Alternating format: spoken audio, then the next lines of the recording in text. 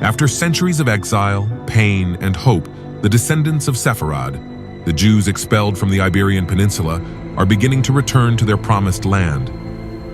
A silent but unstoppable movement is fulfilling a prophecy written more than 2,000 years ago in the book of Obadiah. And the captives of Jerusalem who are in Sepharad will possess the cities of the Negev. Today, that forgotten promise awakens before our eyes. The Negev desert blooms again with the arrival of those who, for generations, never forgot their identity. It's not just a physical return, it's the heartbeat of a prophecy that spans the centuries, the fulfillment of God's eternal plan. Sepharad returns home.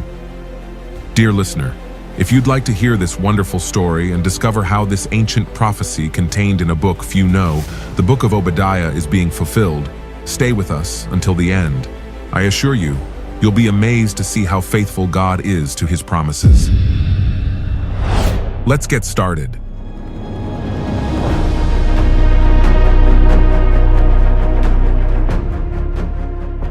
Without a doubt, the Jews are the people who, throughout the centuries, have demonstrated the sovereignty of God in the history of humanity. From Abraham's first call in Ur of the Chaldees to the establishment of Israel in our own day, the existence of the Jewish people is a living chronicle of God's power to preserve a people, even in the midst of the worst storms in history. The dispersion of the Jews was not a simple consequence of invasions or wars. It was part of the divine plan announced by the prophets, a diaspora that would not destroy their identity, but rather expand it, like a seed planted in the nations. Among the many paths of this dispersion, one of the oldest and most significant was the one that led to the Iberian Peninsula, Sepharad. The name Sepharad appears for the first time in Scripture, in a short but meaningful passage. In Obadiah chapter 1, verse 20, we read, "And the captives of this army of the children of Israel shall possess the Canaanites as far as Zarephath, and the captives of Jerusalem who are in Sepharad shall possess the cities of the Negev." For medieval Jewish scholars like Rashi and for later generations, Sepharad was always identified with Spain. Thus, from ancient times, the spiritual connection between Jerusalem and Hispania was sealed. Now, how did the Jews arrive in this remote region of the ancient world? There are several theories. Some argue that the first Jews arrived along the Phoenician trade routes between the 10th and 6th centuries before Christ.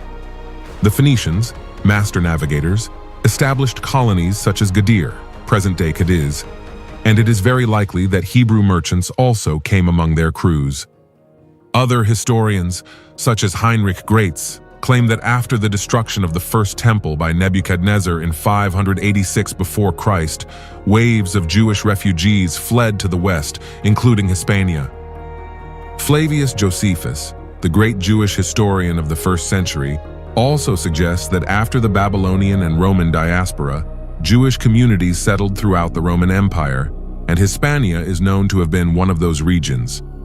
In fact, ancient Jewish inscriptions found in Tarragona, Lucina, Tortosa, and Merida, and archaeological artifacts with Hebrew symbols, testify to an established Jewish presence on the peninsula since the early Roman period.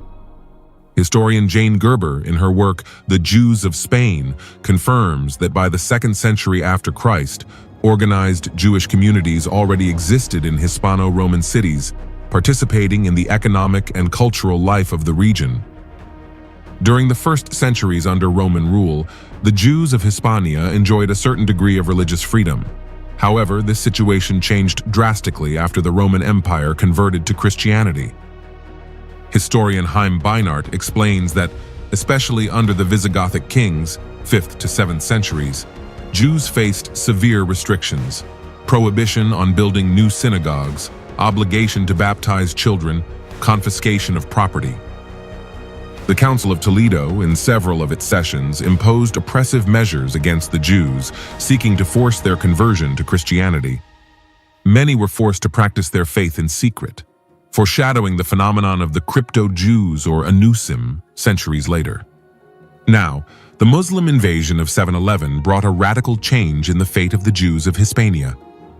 Under the Caliphate of Córdoba and other Muslim kingdoms, Jews found an environment of relative tolerance known as dhimmi, citizens protected under a special tax, jizya, but free to practice their faith.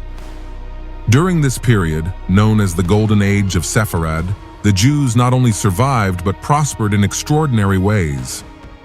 It was in this context that figures such as 𝗕𝗪𝗙𝗪𝗛𝗪, doctor and diplomat of the caliphal court, and later the great Maimonides, emerged as giants of thought and culture, marking a period of splendor that would reverberate through history. From their earliest settlements to their peak, the Sephardim developed a unique identity, deeply rooted in the Torah, but also enriched by the cultural currents of their surroundings. They spoke Hebrew in the synagogue, but outside it they adopted the local languages, first vulgar Latin, then Castilian, later giving rise to Ladino or Judeo-Spanish. They celebrated biblical festivals, but they also created songs, proverbs, poetry, and customs that reflected the joyful and nostalgic soul of their life in the diaspora. Their communities, called Jewish quarters, were vibrant centers of study, commerce, medicine, philosophy, and art. As historian Benzion Netanyahu explains, the Sephardic Jews of the medieval period were in many ways the bearers of classical knowledge in a world in transition, serving as bridges between civilizations. Thus was born the soul of Sepharad, in exile but not in defeat, in foreign lands but with its heart always turned toward Jerusalem. Sepharad was the melting pot where ancient faith and cultural vitality intertwined to form one of the most extraordinary communities of the Jewish people. But while his star shone brighter and brighter, dark winds were brewing on the horizon that would once again test his fidelity and his hope. After centuries of discrete existence on the Iberian Peninsula, the history of the Sephardic Jews reached its zenith. From the 8th century onwards, with the establishment of Al-Andalus under Muslim rule, a period of unexpected flourishing began, an era that posterity would remember as the Golden Age of Sepharad. The arrival of Islam changed the power structure in Hispania. Although subject to the status of dhimmis, the Jews found stability in the Umayyad Caliphate of Córdoba that allowed them to prosper. Chaim Beinart writes in The Jewish People in Time and Space, "Never before, nor since, has Jewish life in the diaspora reached such a degree of intellectual, cultural, and spiritual development as in Muslim Spain." In Córdoba, Abd al-Rahman III built a city that rivaled Baghdad and Constantinople. Richard Fletcher, in his Moorish Spain, describes it as a metropolis of fragrant gardens, lighted streets, universities of medicine and astronomy, and libraries that housed more books than the rest of Europe combined. It was a world where knowledge was admired, where study was a virtue, and where Jews were crucial players in the transmission of ancient knowledge. In this environment, 𝗕𝗪𝗙𝗪𝗛𝗪, an emblematic figure of this era, flourished. As the caliph's personal physician and foreign minister, 𝗕𝗪 used his influence not only to protect his people, but also to foster a cultural renaissance. Jane Gerber states in The Jews of Spain, 𝗕𝗪𝗙𝗪𝗛𝗪 transformed Córdoba into a nerve center where Jews, Christians, and Muslims could exchange knowledge, science, and philosophy. Under his patronage, medical texts by Galen and philosophical treatises by Aristotle became known to the scholars of Europe. Sephardic Jewish life at this time was not merely one of survival, it was one of sophistication. Rabbinical academies flourished in the Jewish quarters of Córdoba, Lucena, Granada, and Zaragoza. Known as yeshivot, where the Torah, Talmud, astronomy, medicine, and philosophy were studied with passion. Yitzhak Beyer, in History of the Jews in Christian Spain, describes, "The Jewish algemas achieved an exemplary level of internal autonomy, managing their religious, economic, and social life with remarkable independence." Hebrew culture experienced an unprecedented renaissance. Inspired by Arabic literary models, Sephardic poets elevated classical Hebrew to new heights. Solomon ibn Gabirol, born in Malaga around 1021, not only composed liturgical hymns, but also wrote the philosophical treatise, The Fountain of Life, which would influence Jewish, Christian, and Muslim thinkers for generations. Benzion Netanyahu notes in The Origins of the Inquisition, "The creative originality of the Sephardim redefined Judaism not as a culture of exile, but as a civilization capable of dialoguing with the highest intellectual expressions of the outside world." Special mention should be made of Samuel ibn Negrela, Shmuel Hanaguid, who was not only a rabbi and poet, but also a military commander and vizier of Granada. His rise to the highest levels of power in a Muslim kingdom illustrates the complexity and uniqueness of this golden age. His poems celebrated not only faith, but also military glory and court life. At the heart of this renaissance is the monumental figure of Moses ben Maimonides. Born in Córdoba in 1135, his life symbolizes Sephardic genius at its finest. A distinguished physician, rabbi, and philosopher, he wrote in his Guide for the Perplexed, "It is not possible to attain the love of God without knowledge of his creation." In his Mishneh Torah, he codified all of Jewish law with a systematicity and clarity that no other work had achieved until then. His influence was not limited to the Jewish world. His thought penetrated medieval Islam and Christian scholasticism. The poetry of Judah Halevi, a later contemporary, reveals another face of Sepharad, the soul torn apart by spiritual exile. In one of his most famous verses, he declares, "My heart is in the east, and I am at the borders of the west." Although the Sephardim enjoyed a time of material splendor, their spirit never stopped looking toward Zion, toward the promised land. The internal structure of the Sephardic communities was sophisticated. There was a judicial system of its own, where judges issued rulings in accordance with halacha. While the community boards, known as kahal, administered public funds, organized education, and oversaw social life, each community was a small, autonomous, and proud republic. Science also flourished. Sephardic astronomers, physicians, and mathematicians held prominent positions in Muslim courts. Abraham bar Haya and Abraham ibn Ezra excelled in astronomy, cartography, and philosophy. The works of these Sephardic scholars traveled from Córdoba to Alexandria, from Baghdad to Toledo. However, like every period of splendor, the Golden Age was threatened by external forces. With the rise of the Almoravids and then the Almohads, rigorous Islamic movements from North Africa, tolerance crumbled.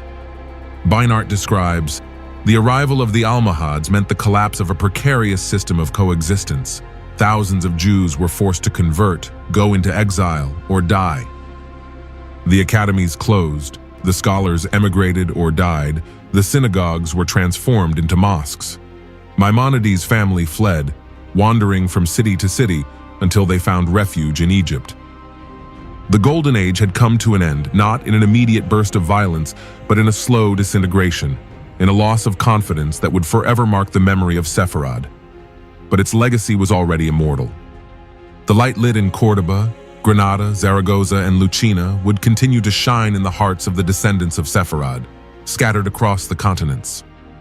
To this day, when a poem in ancient Hebrew is sung in a Sephardic synagogue, when an Andalusian codex is opened in a library, when a prayer is whispered in Ladino in Jerusalem, the echo of that glorious Golden Age lives on, reminding us that Sepharad was not just a place. It was a promise that even in dispersion, the soul of Israel can be a torch for the world. As the echoes of the Golden Age faded, a new and terrible chapter began to be written for the Jews of Sepharad. The rise of the Catholic monarchs and the consolidation of the political unity of Castile and Aragon brought with them a climate of growing religious intolerance. The Spain emerging from the Reconquista sought the homogeneity of the Catholic faith as the foundation of its national identity. In this vision, Jews became the other, the suspect, the obstacle that needed to be eliminated. Pressure against the Jews was not new, but it intensified in the second half of the 15th century. The preaching of fanatic friars, like Vicente Ferrer, he sowed hatred in the cities, while Jewish converts who had often embraced Christianity by force were constantly watched with suspicion. Historian Henry Kamen in the Spanish Inquisition explains, "The obsession with blood purity created a social system in which Jewish origin was seen as an indelible stain beyond professed faith." In this tense climate, Isabella and Ferdinand decided to eradicate any trace of Jewish influence. On March 31, 1492, in the newly conquered city of Granada, they signed the fateful Edict of Expulsion. The text was clear and devastating. "We command all Jews, men and women, to leave our kingdoms under penalty of death and confiscation of all their property." They were offered no option to remain Jews. The only alternative was immediate conversion or exile. They were forbidden to take gold, silver, weapons, or horses with them, and in many cases, their property was sold at miserable prices or confiscated. Henry Kamen notes, "The Edict of Granada was not an isolated act of intolerance, but the culmination of a deliberate policy of religious exclusion that had been brewing for decades. Between 100,000 and 200,000 Jews were forced to leave the land they had inhabited for more than 1,000 years. 𝗕𝗘𝗪𝗏, in A History of the Jews in Christian Spain, writes, "For the Sephardim, the expulsion was experienced as a second destruction of the temple, a catastrophe not only national but cosmic. The exodus was brutal. Entire families set out for unsafe ports. Many were robbed along the way. Others were tricked by sailors who abandoned them on hostile shores. Some perished in shipwrecks or on fatal voyages to North Africa. The luckiest found refuge in the Ottoman Empire, where Sultan Bayezid II reportedly said, 'You say Ferdinand is wise, but he impoverishes his kingdom and enriches mine.' Meanwhile, those who chose to remain through forced conversion also found no peace. The Inquisition, established in 1478, monitored the converts, looking for signs of secret Judaism. Benjamin Netanyahu emphasizes in The Origins of the Inquisition, conversion was not an honorable way out. It was a path of suspicion, constant humiliation, and veiled persecution. Thus were born the crypto-Jews, or forced anisim, who in the darkness of their homes continued to light candles on Shabbat, whisper prayers in Hebrew, or abstain from eating pork, while publicly pretending to be Christians. The Edict of Expulsion marked a turning point. The cities of Toledo, Seville, Zaragoza, and Córdoba, which had been vibrant centers of Jewish life, fell silent. Synagogues were transformed into churches. Jewish cemeteries were abandoned or desecrated. The cultural, scientific, and economic contribution that the Jews had made to Spain disappeared in a matter of months. The loss was immense, not only for the Jews, but also for Spain. Henry Kamen states, "The expulsion of the Jews eliminated some of Spain's most brilliant and productive minds, initiating a process of cultural and intellectual impoverishment that the country would be unable to reverse." But the memory of Sepharad was not extinguished. The Sephardim took with them their ancient keys, the keys to the houses they could never recover, their Ladino songs, their blessings, their customs. In Thessaloniki, Istanbul, Fez, Amsterdam, and Livorno, they rebuilt their lives, establishing communities where the memory of Sepharad was venerated as a sacred treasure. In the new lands, they continued to remember the lost cities. They continued to recite the name of Sepharad in their prayers. They continued to dream of returning, not only to Jerusalem, but also, in some way, to the spirit of that lost homeland. Today, in the surviving Sephardic songs, in the preserved culinary traditions, in the prayers recited in a Ladino that blends centuries of history, the pain of that tragedy still throbs, a pain that didn't destroy, but rather strengthened their identity. Sepharad was snatched from their hands, but not from their soul. And as long as a Sephardi remembers, sings, worships, or teaches their children who they are, Sepharad will live on. Now, on July 31st, 1492, when the deadline granted by the Catholic monarchs expired, the streets of Sepharad saw their children leave. The Sephardic Jews undertook the bitter exodus to unknown lands, taking with them not only their meager possessions, but also their memories, their prayers, and their unwavering faith. The Sephardic diaspora had begun. The paths of exile were many and painful. Some crossed the Strait of Gibraltar to Morocco and Algeria. Others sailed to the Ottoman Empire, where they were hospitably received by Sultan Bayezid II, who reportedly declared, according to Aaron Rodriguez in Sephardim, a cultural journey. Those who expel the Jews from their kingdom are the true impoverishers of their land. Thessaloniki, Istanbul, Izmir, Jerusalem, Damascus, and Safed became new homes for the exiles. In each place they arrived, they rebuilt their communities with remarkable vitality. They created synagogues, founded schools, re-established their religious courts, and cultivated the traditions they had brought with them from distant Sepharad. The Ladino language, Judeo-Spanish, became the bridge between generations. It was the language of everyday life, of commerce, of songs, but also of prayers. Jane Gerber states in The Jews of Spain, Ladino became the Sephardim's portable homeland, a linguistic sanctuary where the memory of Spain survived intact for centuries. Songs like Adio Querida and La Rosa en Florechi resonated in Ottoman courtyards and Maghrebi markets, carrying in their verses the nostalgia for a lost land and the hope of a future still dreamed of. Sephardic religious life remained intense. In Safed, in the Galilee region, an extraordinary spiritual renaissance took place in the 16th century.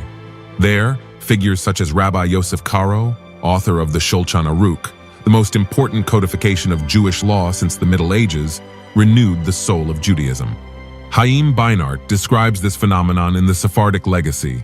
The Sephardic diaspora, far from extinguishing the spirit of Sepharad, reshaped it as a beacon of wisdom for the Jewish world as a whole. However, life in exile was not without new trials. In the following centuries, Sephardim in North Africa faced political instability and intermittent discrimination. In the Ottoman Empire, although they enjoyed relative tolerance, they had to live as a minority under laws that relegated them to the background. Even so, they endured. Sephardic pride did not crumble. They zealously preserved their customs, weddings adorned with Ladino songs, Passover celebrations with dishes inherited from their Spanish grandparents, wise sayings passed down as a sacred heritage. The sense of belonging to a larger history, the history of Sepharad, remained alive in every daily gesture. As modernity expanded in the 19th century, many Sephardim also settled in the Americas.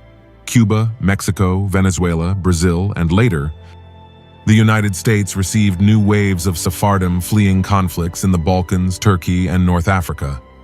Everywhere they went, they kept their hearts beating toward their dual identity: eternal Jews, irreplaceable Sephardim. And so, while time devoured empires and transformed nations, the soul of Sepharad remained alive. They continued to pray with the same petitions passed down from generation to generation. They continued to teach their children to remember that, although the ground they stood on was different, their roots remained deep in a land they no longer owned, but which they never stopped loving. The Sephardic diaspora was not a simple forced emigration. It was the continuation of a testimony. The testimony that no human decree, no royal edict, no inquisition, it can extinguish the heritage sown in the heart by faith, pain, hope, and love for memory. Today, centuries later, when listening to a song in Ladino, opening an ancient Sephardic siddur, or saying a blessing passed down from parents to children, one hears the echo of Sepharad. An echo that says, "They took us from our land, but they couldn't tear our identity from us." Sepharad lives on as long as the memory of its children lives on. For centuries, the children of Sepharad wandered through foreign lands, carrying in their hearts a promise that neither time nor persecution could erase. The certainty that one day they would return to the land God had promised them. Their footsteps echoed in the streets of Thessaloniki, in the courtyards of Fez, in the souks of Istanbul, in the synagogues of Izmir, in the squares of Amsterdam. Although their homeland seemed lost, their souls continued to look toward Zion. This hope was not simply a longing. It was a promise sealed in the scriptures. The prophet Isaiah proclaimed in chapter 11, verse 12 of his book, "And he will set up an ensign for the nations, and will gather the outcasts of Israel, and assemble the dispersed of Judah from the four corners of the earth." And the prophet Obadiah, even more specifically, wrote in chapter 1, verse 20, "And the captives of this army of the children of Israel shall possess the Canaanites unto Zarephath, and the captives of Jerusalem, which are in Sepharad, shall possess the cities of the Negev." It wasn't a utopia, it was a divine decree. The dispersed people of Sepharad would be called back, not just to any place, but to the southern desert, the Negev, waiting to be made green again by their hands. Although the world forgot, God did not forget. In the 20th century, after centuries of exile and persecution, the miracle began to unfold. On May 14, 1948, the State of Israel was proclaimed, fulfilling the vision of Isaiah chapter 66, verse 8. Has anyone ever seen anything as strange as this? Who has ever heard of such a thing? Was a nation born in a single day? Was a country born in a single instant? But by the time Jerusalem's labor pains begin, her children will already have been born. Israel was reborn in a single day. The nation of dry bones, scattered and thought dead, was brought back to life. The Sephardim, scattered for 500 years, heard the call, and they began to return from all the places where exile had taken them. From Morocco, where the largest Sephardic community lived, entire caravans departed for ports such as Casablanca, Rabat, and Tangier. From Tunisia and Algeria, families boarded boats that would take them to Marseille, and from there, in small vessels, they would sail to Haifa and Tel Aviv. From Turkey, from the ancient synagogues of Izmir, Istanbul, and Bursa, thousands of Sephardim set out on the journey. From Syria and Egypt, amidst increasing persecution, they escaped in makeshift caravans, crossing hostile borders to reach Cyprus or Beirut, and from there to the new state of Israel. From the Balkans, Greece, Bulgaria, Macedonia, Sephardic Jews who had survived the Nazi occupation and post-war anti-Semitism boarded overcrowded ships, like the famous Exodus 1947, braving blockades, hunger, and storms. In just 2 decades, more than 600,000 Jews from Muslim lands immigrated to Israel, including hundreds of thousands of Sephardim. Approximately 250,000 arrived from Morocco alone. Thousands more departed from Tunisia, Algeria, Libya, Turkey, Syria, Lebanon, and Egypt. It is estimated that more than 60% of the Sephardim from North Africa, the Ottoman Empire, and the Balkans returned to Zion between 1948 and 1970. The journey wasn't easy. Many crossed the sea in overcrowded boats. Others walked for days in hostile deserts. Some arrived with little more than their faith, their worn siddurim, their keys to houses that no longer existed, and the living memory of Sepharad.